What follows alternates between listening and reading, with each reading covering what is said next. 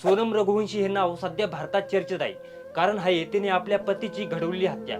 ही हत्या ज्या पद्धतीने तिने घडवून आणली ते पाहता यावर एखादा चित्रपट सुद्धा बनू शकतो. राज कुशवाहा हा सोनमच्या वडिलांकडे कामाला होता. तिथेच वयाने मोठ्या असलेल्या सोनम सोबत त्याचं प्रेम प्रकरण सुरू झालं. सोनमच्या घरी यांच्या प्रेमाची भनक लागली आणि त्यांनी सोनमसाठी स्थळ शोधायला सुरुवात केली. तेव्हाच राज रघुवंशीचं स्थळ आलं.